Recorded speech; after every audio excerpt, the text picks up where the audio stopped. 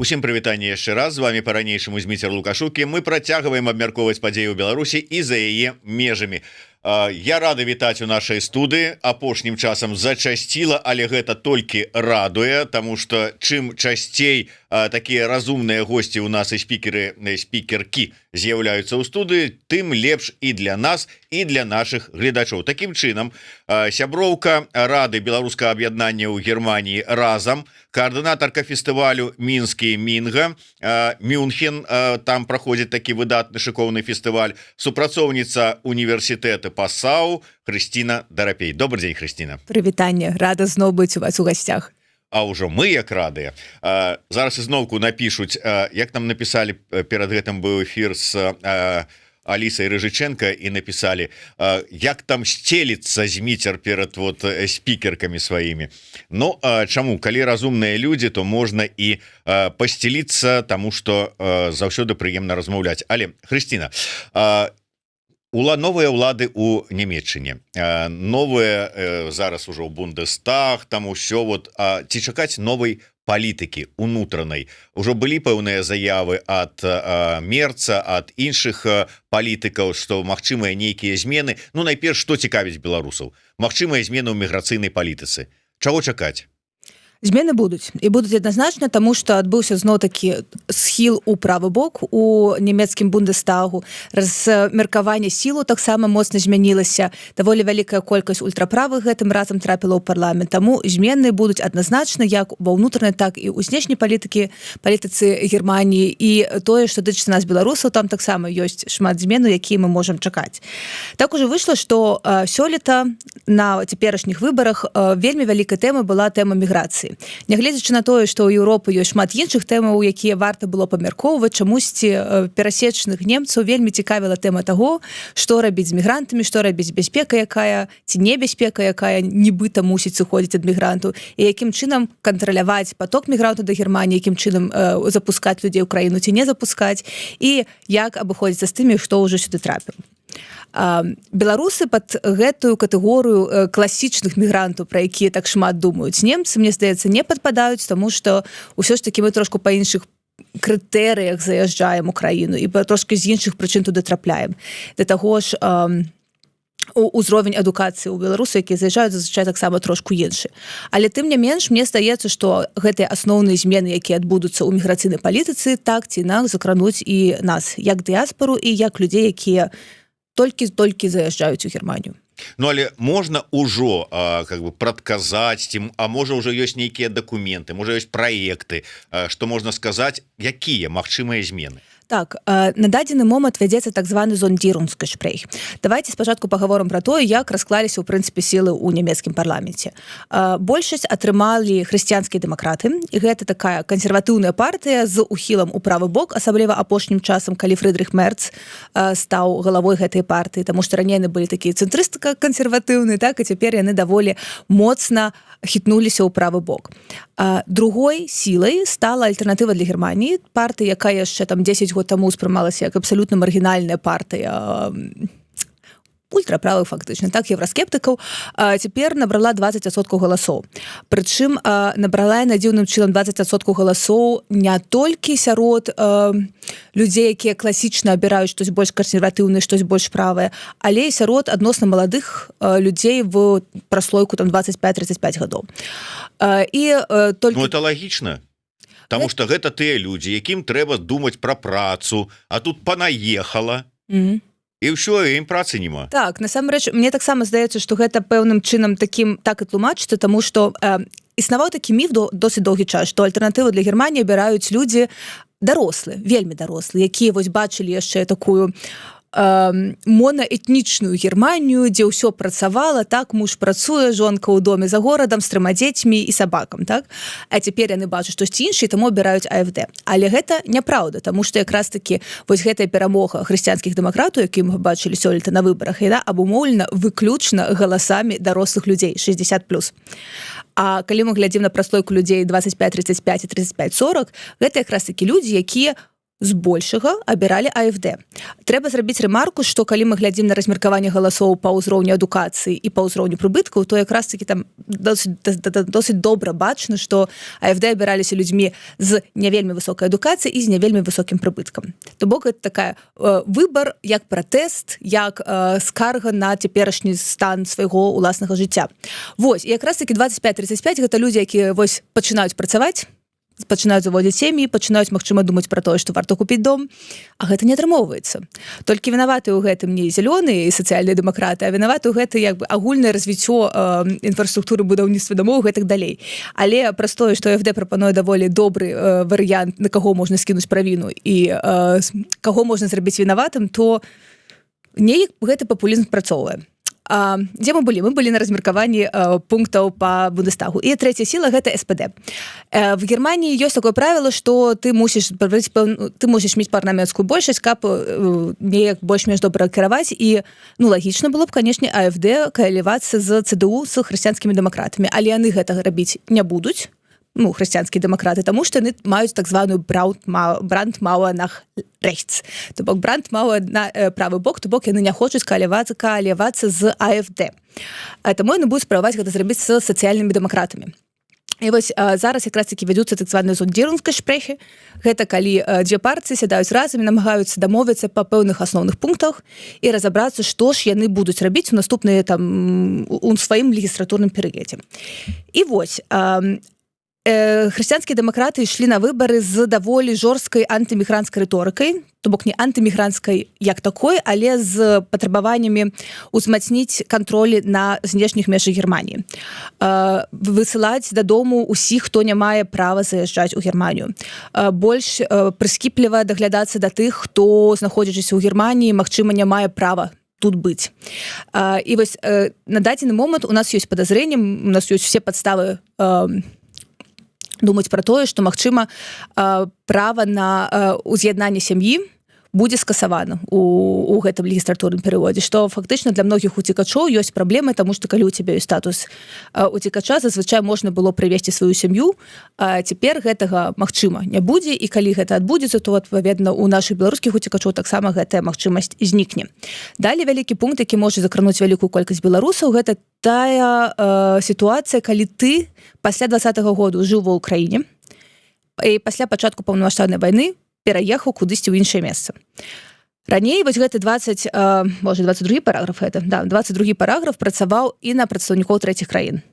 З гэтага году, хутчэй за ўсё, гэты параграф не будзе распаўсюджвацца на прадстаўнікоў трэціх краін. Адпаведна, беларусы, якія не мелі віда на жыхарства ў краіне, таму што у нас да вайны былі даволі такія прыемныя умовы жыцця разам, мусяць знайсці нейкую іншую падставу заставацца ў Германіі.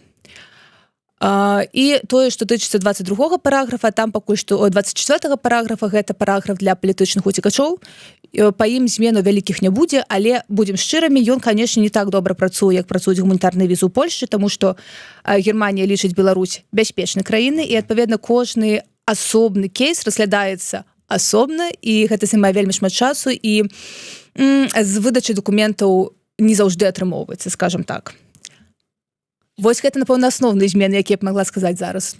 Вось сапраўды, мяне заўсёды, пачынаючы з 20-го года, гэты 20-го года, гэты момант пазіцыі бюракратыі нямецкай, не палітыкаў, таму што палітыкі абдымаліся там з Ціхановскай, з дэмакратычнымі сіламі, абяцалі з 3 кораба, а як даходзіла сітуацыя і справа да легалізацыі і да размоў з шараговымі чыноўнікамі, яны выкладалі дакументы на стол і казалі: ну, от глядзіце, у Сірыі вайна, поэтому мы сірыйцаў прымаем без праблем, а у вас жа ж вайны нема, поэтому, як тут кажуць палякі, спердаляйце да Беларусі.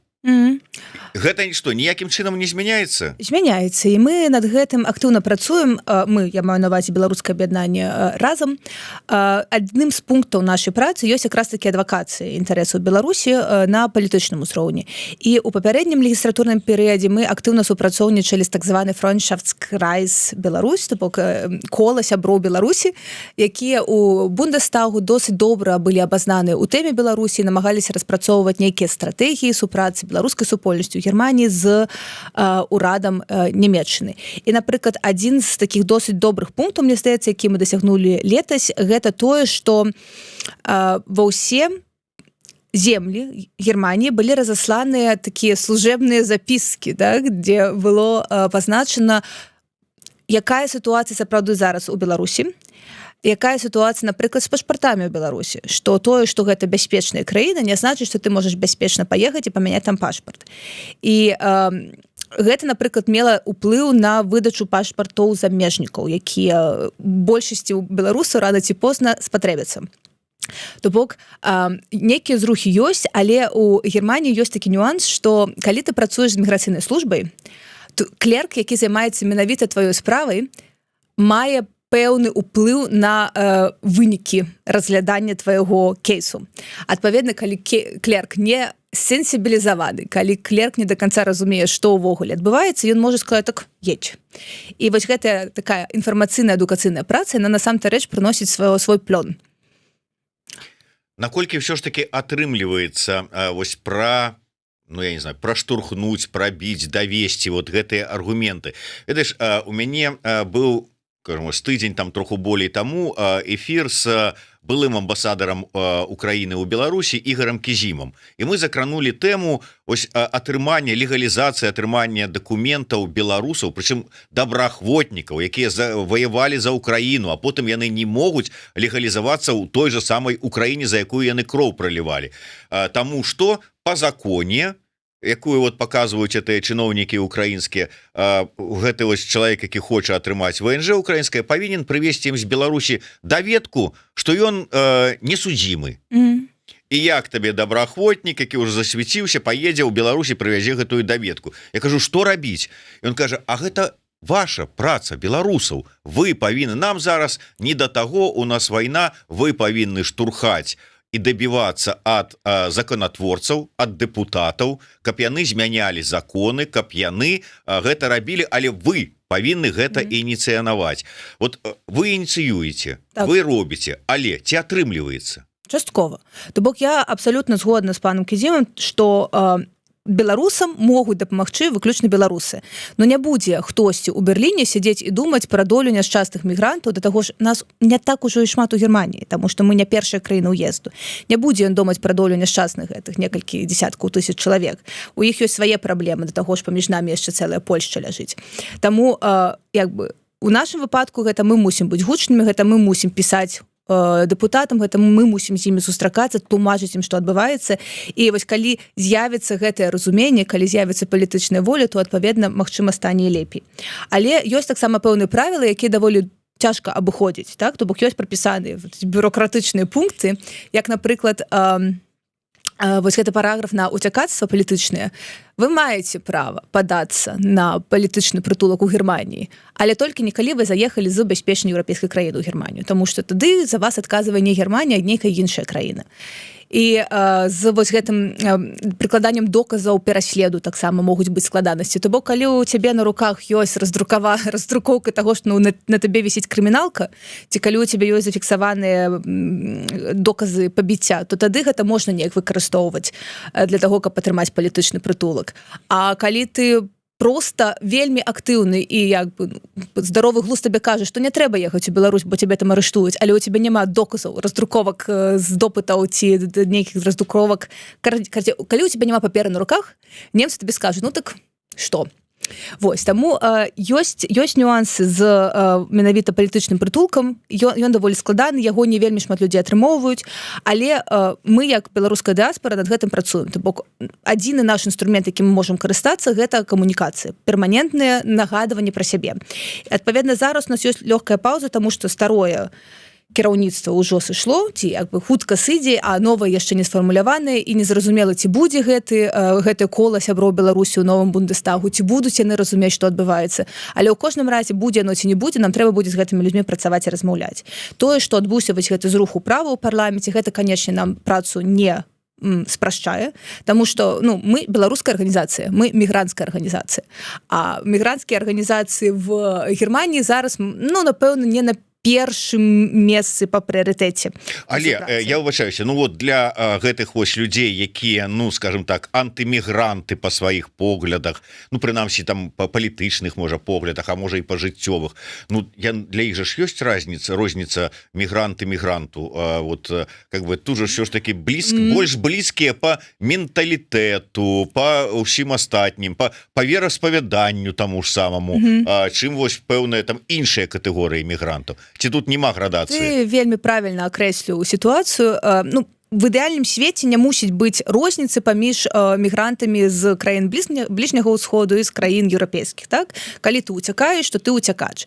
Але в Германії ўсё ж таки вось па досведзе мы заўважаем, што беларусаў бачаць больш як gute Ausländer, так? Тут добрыя замежнікі, таму што мы еўрапейцы не рэлігійныя, мы еўрапейцы добра адукаваныя, і у беларусаў у прынцыпе па маіх назіраннях няма схільнасці да стварэння гета.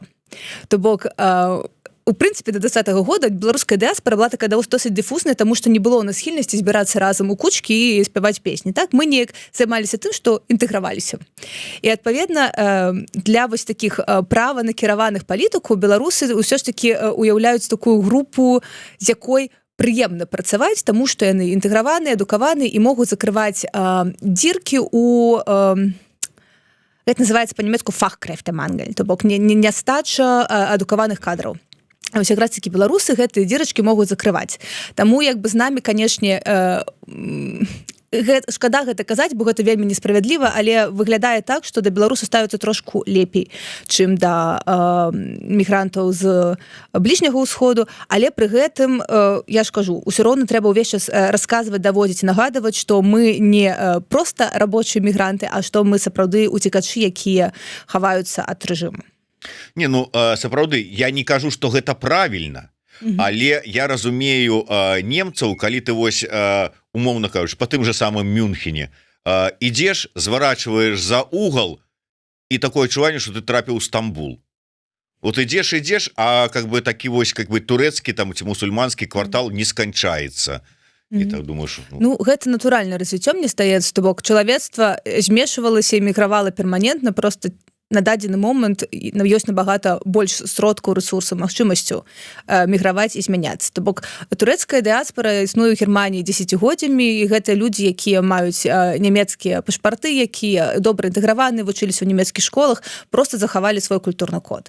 Мы ў прынцыпе даволі шмат размаўляем пра тое, як нам беларусам захоўваць культурную ідэнтычнасць у міграцыі. Дык чаму мы як бы закідваем гэта да турку, якія гэтым і займаюцца ў Германіі. Вось, таму я не бачу вялікай праблемы вось гэтым канцэпце мультикульці, то бок міграцыя сама па сабе праблемы не ўяўляе. У Германіі ёсць трошку іншая праблема, праблема, давайте так, пра якую папулісты не размаўляюць. То бок папулісты, вось гэтыя ультраправыя, яны расказваюць, што ва ўсім вінныя мігранты, так, што яны забралі вашы працы, яны павысілі кошты на жытло, яны зрабілі так, што краіна, што Германія нібыта плоціць ім неверагодныя сумы грошы кожны месяц, яны не працуюць, а вы за гэтыя ж грошы ходзіце на работу. Ну так, яно і ёсць. Так, не ёсць. Ёсць такі міф, я заўважыла, гэта ў Польшчы даволі распаўсюджаны, што... Ну чакай, за сацыялкай ехалі ўсе тыя мігранты, якія стаялі на мяжы польска-беларускай, і не ў Польшу яны імкнуліся, а ў Нямецчыну за яе сацыялкай. Ёсць сацыяльная сістэма ў Германіі, я ж не спрачаюся, просто ў Польшчы я шмат чула ад сваіх польскіх сяброў, такі, ну ваш там у Германіі да кожнага мігранту даюць там па 1000 еўра. Та не даюць там па 1000 еўра. То бок ну по 800. Не, 400-500 еўра гэта выплата стандартная на чалавека. Калі ты ў пару, там трошку нават менш на дарослага чалавека. Ёсць дадатковыя выплаты на дзяцей, але мы размаўляем пра Германію з ейнымі коштамі. То бок 400 еўра на месяц гэта вось просто мізар, на які ты можаш купіць сабе прадукт, але на гэтым, напэўна, у цябе, в прынцыпе, і ўзровень выжывання скончыцца. Гэта добрыя грошы у параўнанні з нулём, так? Але гэта не тое, што мігранты прыязджаюць і жывуць в палацах, а як бы няшчасныя немцы ходзяць на працу. Вяртаючыся да тэмы. Ультраправыя якраз такі расказваюць пра гэты наратыў, што ва ўсім вінаватыя мігранты. Вельмі проста знайсці фігуру ворага і на яе накідаваць усе праблемы, якія існуюць у эканоміцы. Вось. Але мне здаецца, вось гэтая хваля, якая адбылася мігрантаў з блізняга ўсходу ў сярэдзіне 10-х, там праблема была не ў тым, што яны прыехалі, а праблема была ў тым, што нямецкая сістэма інтэграцыі не спрацавала. Яны прынялі вельмі шмат людзей, і у іх не атрымалася стварыць структуры, якія б гэтым людзям дазволілі добра інтэгравацца. То бок былі нейкія курсы, якія нібыта вучылі людзей мовы, і сапраўды гэтыя курсы маглі працаваць, але доступ да рынку працы, доступ да сістэмы адукацыі, ён быў абмежаваны. Асабліва, калі мы размаўляем пра працу кваліфікаваную. І, адпаведна, даволі вялікая колькасць людзей трапіла ў краіну, і ім не атрымалася так добра інтэгравацца, як яны б мусілі, каб закрываць гэтыя дзіркі ў фахкрэфтэмангель. І мне здаецца, што якраз такі палітыцы варта было б канцэнтравацца менавіта на гэтым, на тым, як інтэграваць новых людзей у сістэму Германіі. Прычым незалежна ад таго, ці яны добра адукаваныя, ці яны мала адукаваныя. Добра. Дарэчы, вот що ж таки, калі казаць пра сацыялку, вось гэтая сацыялка, за якой нібыта едуць усе, яна ж у свой час уводзілася нямецкай дзяржавай для падтрымкі сваіх жа нямецкіх грамадзянаў. Ну, ёй как бы добра скарысталіся і ўсе, хто прыехаў. Наколькі я разумею, тое же самае хрысціянскія дэмакраты і Мерц выказваюцца за змены ў гэтым накірунку таксама. Так, то бок раней была такая сістэма, яна называлася Hartz-IV, гэта была фактычна як бы выплата па беспрацоўю, так? Яна была не вельмі справядлівая, яе было цяжка атрымаць, яе не хапала на такі базавыя патрэбы. Новае кіраўніцтва, новы ўрад, які быў, выходзіць, што ў мінулым легістратурным перыядзе, ён займаўся змены, увёў так званы Bürgergeld, але гэта таксама працуе семяаптымальна. І вось цяперашнія нашы хрысціянскія дэмакраты хочуць штосьці змяніць, хочуць прымусіць людзей працаваць, бо ў іх ёсць нейкая карціна ў галаве, што як вось людзі, якія атрымоўваюць сацыялку, яны не працуюць з прынцыпа, так, таму што вось ім і так ок. І адпаведна яны хочуць увесці пэўныя змены, напрыклад, калі ты двойчы там ці нават один раз адмаўляешся ад прапанаванай табе працы, то ты пазбаўляешся права на выплату гэтай сацыялкі. Спрэчная стратэгія, мне здаецца, таму што ну, прынамсі, з майго пункту гледжання, людзі, які могуць працаваць і атрымоўваць прыстойныя грошы, зазвычай працуюць, так? Таму што жыць вось на гэтай сацыяльнай выплаты можна, але гэта не тое жыццё, якое ты мог бы весці, калі б працаваў нармальна. Таму мне здаецца, якраз такі зноў жа сістэма дапамогі людзям у пошуку новай працы, сістэма, магчыма, перападрыхтоўкі кадраў, вось яе палепшыць і яе зрабіць больш эфіцыентнай, бо яна на дадзены момант працуе не вельмі добра. Вось гэта было правільнай стратэгіяй, а не расказваць людзям, што калі ты не хочаш там, не ведаю, працаваць на даху, там, не ведаю, шыфер класці, та, а ты баішся высоты, так, і ты адмаўляешся ад гэтай працы, не казаць табе, што ты пасля гэтага згубіш грошы, на які ты існуеш. Таму мне здаецца, вялікая праблема хрысціянскіх дэмакратаў, і гэта сапраўды вельмі вялікая тэма зараз у палітычных дыскусіях, у тым, што хрысціянскія дэмакраты вельмі схіліліся ў правы бок і ў пэўным сэнсе перанялі рыторыку ультраправых. І некаторыя аналітыкі кажуць, так гэта добра, яны забіраюць ультраправых іх карты, выкарыстоўваюць іх на сваю карысць і дазваляюць ім і забіраюць да сябе іхніх выбарцаў. Але гэта не так. Калі ты абіраеш АФД, ты будзеш абіраць АФД, нават калі ЦДУ кажа тое самае. Просто калі ЦДУ паўтарае роўна тыя самыя тэзы, якія паўтарае АФД, то тэзісы АФД легітымізуюцца фактычна. То бок яны робяцца нармальнымі. Іх паўтараюць ужо і як бы такі вялікія старыя партыі, якія лічацца прадстаўнікамі дэмакратычнай плыні. І калі гэта паўтараецца зразу ў раз і нармалізуецца, то гэта не робіць лепш дэмакраты. Гэта робіць лепш выключна ультраправым, якія раптам сваю рыторыку выводзяць на новы ўзровень. Пры слове, калі забіраюць у АФД карты, у мяне адразу у цябе за спиной прывід Трампа з'явіўся, который там, что там, карты ў России, карты ў Украіны, там нема, там ёсць казино. Подписывайтесь на YouTube канал Еврорадио, не забывайте, ставьте подобайки. Христина, давайте, может быть, трошечку іншую тэму закранем. Все ж таки гэта кранае наўпрост беларусаў, якія, ну, как бы, можа быть, маюць сваякоў у Беларусі, ну, жывуць у Нямецчыне, маюць сваякоў у Беларусі, гэтыя сваякі да іх прыязджалі ў госці, дзякуючы атрымання віз. Вось гэтая сітуацыя разам спрабавала разабрацца, што гэта было такое, калі раптам анулявалі чэргі на атрыманне, на падачу дакументаў на візы у кансуляце нямецкім, зараз нібыта вярнулі, але не ўсім. Што гэта за нейкія штучкі з візамі? У нас таксама зараз быў момант пераабрання рады, то бок у нас таксама былі выбары, таму адпаведна некаторыя працэсы трошку запавольніліся. Таму канкрэтна гэтымі візавымі пытаннямі мы не займаліся. Але калі мы размаўляем пра тое, чаго чакаць ад нямецкага ўраду датычна візу, то мне здаецца, вялікіх зменаў там не будзе. То бок мне здаецца, гэта быў нейкі глюк у сістэме, які невядома чаму здарыўся. Але не будзе вот этого, што зараз ёсць у Чэхіі так званы візавы бан. Не увядзе яго Нямецчына. Не, нічога на гэта не ўказвае, прынамсі. Таму што я літаральна сёння была на старонцы візавага цэнтру, запіс ёсць. То бок на шенгенскую візу запіс ёсць у ліст чакання, але агулам сістэма працуе. Таму тое, што тычыцца менавіта візу на прыезд да сяброў сваякоў, прыезд мусіць працаваць, як і працаваў раней. Адзінае, што, я думаю, усе, хто падаваліся на візу апошнія 2 гады, заўважылі, што тэрміны чакання неверагодныя. То бок запіс на візу набагата прасцейшы, чым у той же самай польскай амбасадзе, бо не трэба лавіць гадзіны, тэрміны і гэтак далей, але тым не менш сам час чакання на атрыманне тэрміну можа быць і 5 месяцаў, 6 месяцаў і год, у залежнасці ад ступені радства.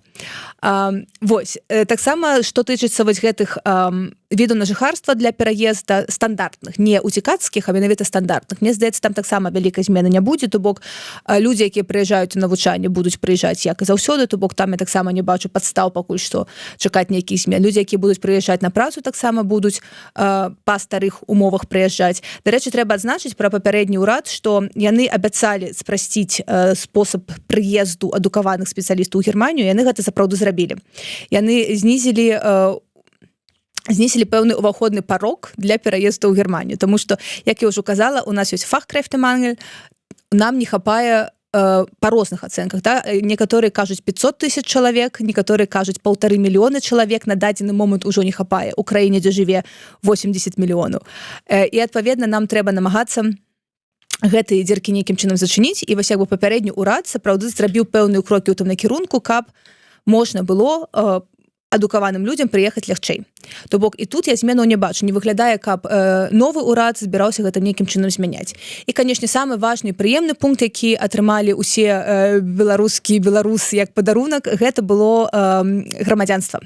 Грамадзянства Германіі яны істотна спрасцілі і змянілі працэс прыняцця грамадзянства, тому што раней трэба было адмаўляцца ад папярэдняга грамадзянства. Гэта было вельмі складана нават за умоў да рэпрэсійных, а цяпер гэта амаль немагчыма было б зрабіць, але немцы цяпер дазволілі мець 2 грамадзянства, не адмаўляцца ад свайго першага грамадзянства, знізілі колькасць гадоў, якія патрэбны для таго, каб атрымаць грамадзянства. Цяпер 5 стандартных гадоў дастаткова, каб стаць немкай ці немцам, а калі ты вельмі інтэграваны, калі ў цябе нямецкая C1, калі ты валанцёр і яшчэ і ў палітычнай сферы актыўны ці ў культурнай ці вельмі добра працуеш, то тады можна нават за 3 гады атрымаць грамадзянства. І, канешне, для ўсіх нас, хто там ужо некалькі гадоў у Германіі жыве і глядзіць на свой пашпарт, у якога тэрмін прыдатнасці, там, ці гэта там, як это называецца, сканчваецца там у 27-28 годзе, гэта, канешне, трошку спрасціла сітуацыю, бо многія людзі паспеюць менавіта атрымаць нямецкае грамадзянства, каб не пачынаць гэтую бясконцую гісторыю з пашпартам замежніка.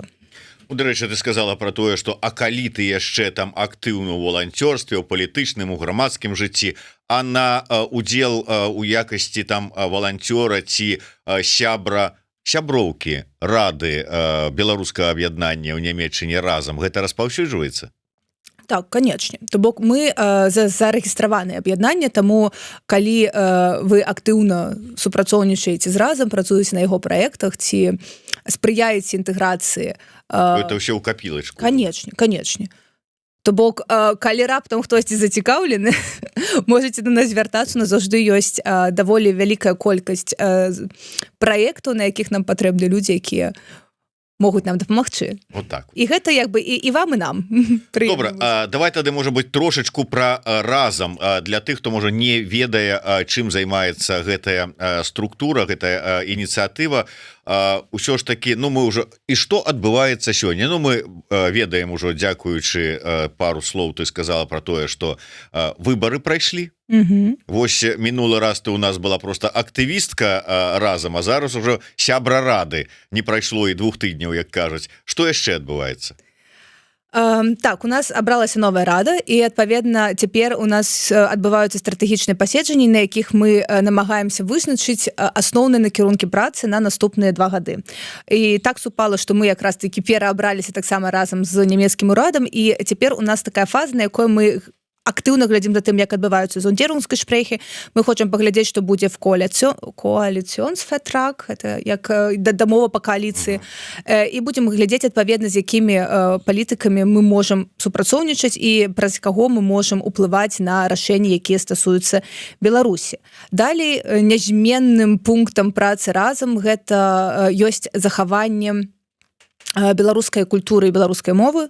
То бок мой фестываль, які я раблю з Інай Валіцкай, адбываецца пад парасонам разам. Разам таксама арганізоўвае велічэзны праект «Перспектив», на якім ён прапаноўвае рэзідэнцыі для мастакоў, якія пацярпелі ад рэпрэсій. Таксама у нас ёсць адукацыйны праект разам з DAAD, дзе мы прапануем даследніцам і даследчыкам пабыць у Германіі, рэабілітавацца і, магчыма, штосьці напісаць.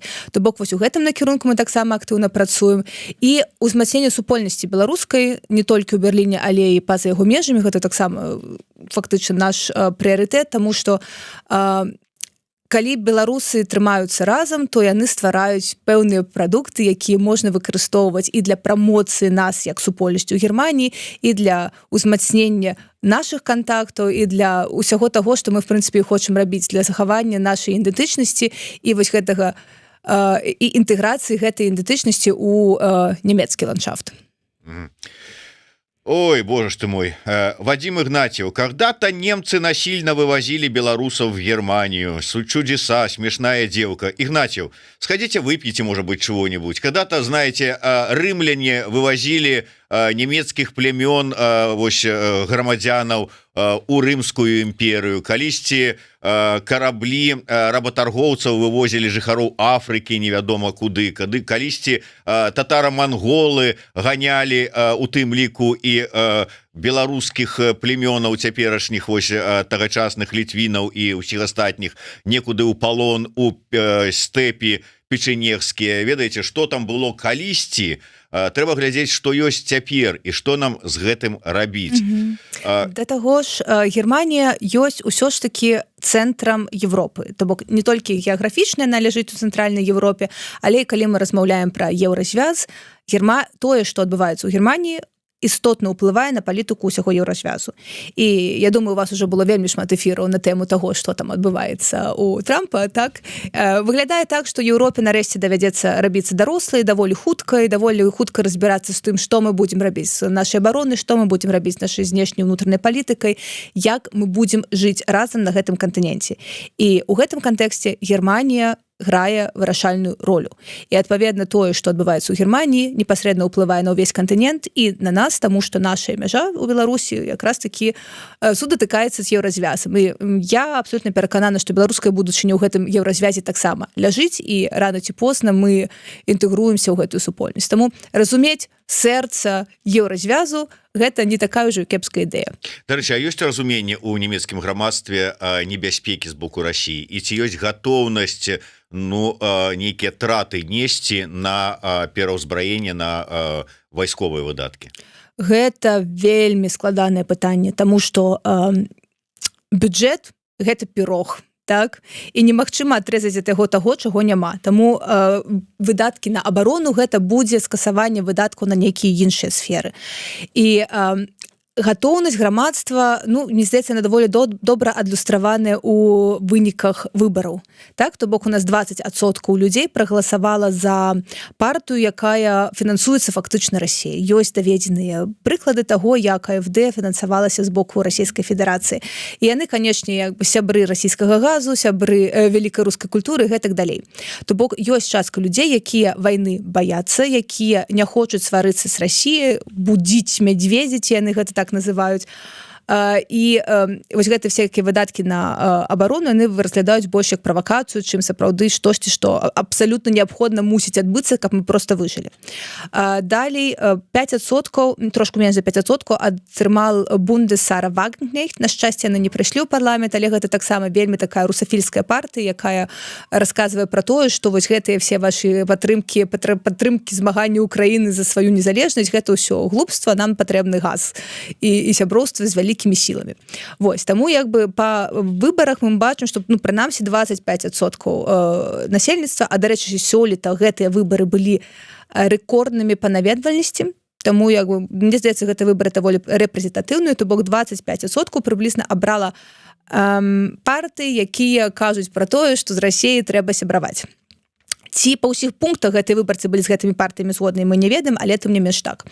Я даволі глыбока знаходжуся ва ўкраінскім бабле, і в украінскім бабле, канешне, вельмі радаваліся, калі выявілася, што Фрыдрых Мерц хутчэй за ўсё стане наступным канцлерам, таму што яны ў ім бачаць такога яструба, які увесь час паўнамаштабнай вайны сварыўся з тадышняй кааліцыі пра тое, што яны робяць недастаткова, што яны робяць надта павольна, што Украіну трэба падтрымліваць.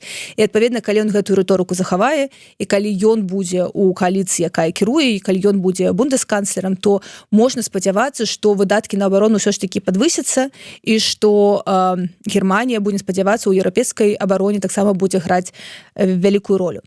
Таму Германія не аднародная, там вельмі розныя падыходы, а таксама ў залежнасці ад геаграфічнага палажэння зямель, але агулам выглядае так, што большасць партый, якая трапіла ў нямецкі парламент, зараз хоча больш выдаткоўвацца на абарону, больш выдаткоўвацца на падтрымку ўкраіне, і фактычна гэта адзіны шлях, якім яны зараз мусяць ісці, таму што НАТО больш фактычна не існуе, і трэба хуценька арганізоўваць штосьці сваё.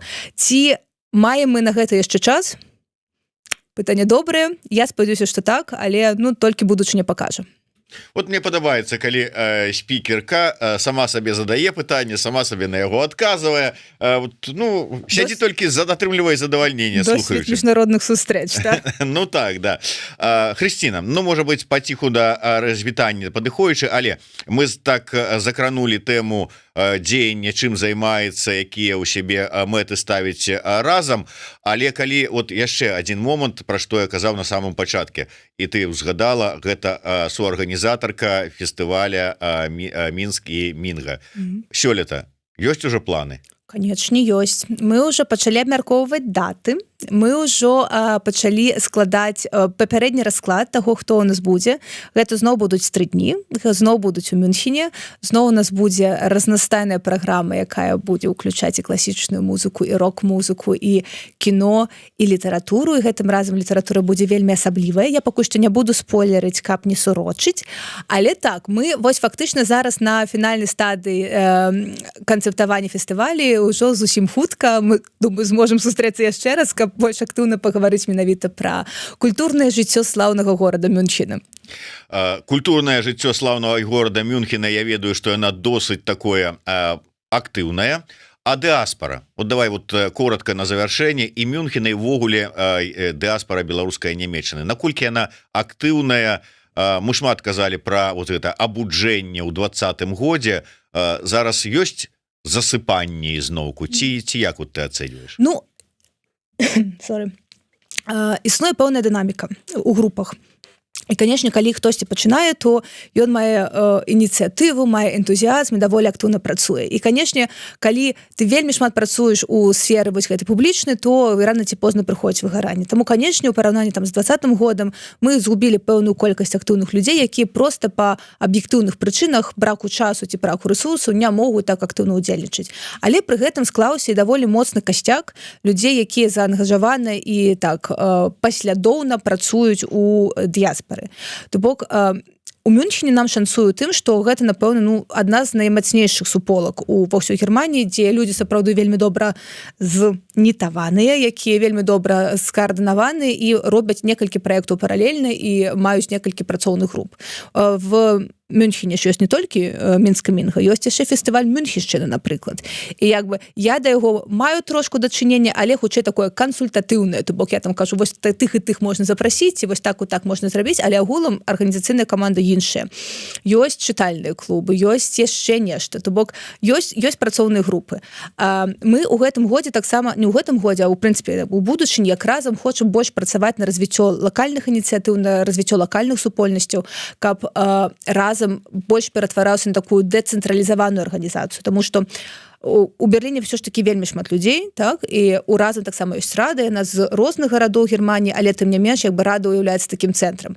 І у нас якраз таки зараз ідзе праект па арганізацыйным развіцці, сярод якога мы таксама робім стаўку на развіццё лакальных супольнасцяў. І я думаю, што вось якраз таки праз пару гадоў гэта мусіць прынесці свой плён. Але агулам спад пасля 20-го году, адказваючы на твоё пытанне, канечне, ёсць, але гэта абсалютна натуральна, я не бачу гэтай вялікай праблемы, але ёсць таксама і спрацаваныя каманды, якія працягваюць рабіць сваю справу. І будуць рады ўсім, хто хоча далучыцца. Тым больш, што актыўнасці як у грамадзянскіх, так і палітычных, так і ва ўсіх астатніх накірунках яно у капілачку і потым працуе на карысць у пытаннях атрымання дакументаў і грамадзянства. Так, і можна будзе нарэшце перастаць панічна шукаць пашпарт у кішэньках, таму што калі нават і згубіш нямецкі пашпарт, за 30 евро можна будзе атрымаць наступны і нічога драматычнага не станецца. Таму самае галоўнае, што нават пры атрыманні нямецкага паспарта, каб вот беларусы не забываліся пра сваю беларускасць. Насамрэч, гэта сапраўды вялікі пункт таксама. Вельмі шмат людзей у Германіі з беларускім грамадзянствам не адмаўляліся ад свайго грамадзянства, калі яны маглі гэта зрабіць толькі з патрыятычных такіх сентыментальных прычын. Таму што ўсё ж такі грамадзянства тваё гэта таксама вялікая частка ідэнтычнасці. І вельмі шмат людзей, пражыўшы 20 гадоў у Германіі, гэтым не займаліся, таму што яны лічылі гэта патрэбным. І адпаведна вось гэта змена ў заканадаўстве пра тое, што ты можаш захаваць сваё грамадзянства паходжання і атрымаць новае, яна, канешне, развязала рукі ўсім тым людзям, якія былі прывязаныя да сваёй краіны і да свайго грамадзянства. Вось цяпер ты не мусіш адмаўляцца ад Беларусі, але пры гэтым можаш атрымаць такое паперку ад краіны, дзе ты і так вельмі шмат пражыў, вельмі шмат падаткаў заплаціў, вельмі шмат для гэтай краіны зрабіў. Дзякуй вялікі. На здароўе. На гэтым мы мусім развітвацца з нашымі слухачамі і гледачамі. У эфіры была сяброўка рады беларускага аб'яднання ў Германіі разам, супрацоўніца універсітэта ПАСАУ Хрысціна Дарапей. У студыі для вас працаваў Зміцер Лукашук. Дзякуй за ўвагу. Подписывайтесь на YouTube канал Еврорадио. Таксама я думаю, что варто подписаться на социальные сетки як разом, так и глядите стороночку у социальных сетках фестиваля Мінскі Мінга. Толькі будьце асцярожныя, сацыяльныя сеткі разам прызнаныя экстрэмісцкімі матэрыяламі, таму падпісвайцеся толькі калі вы ў бяспецы. Ну, гэта павінен быў я сказаць, не паспеў. Вось бачыце, досвед міжнародных перамоваў сказваецца, і Хрысціна так вот сама адразу звярнула на гэта ўвагу. Карацей кажучы, ставце свае падабаечкі, націскайце на званочак, подписывайтеся, калі для вас гэта бяспечна, ну і расшэрвайце таксама, калі для вас гэта бяспечна, каб як мага большая колькасць людзей нас паслухала. Да сустрэчы, жыве Беларусь.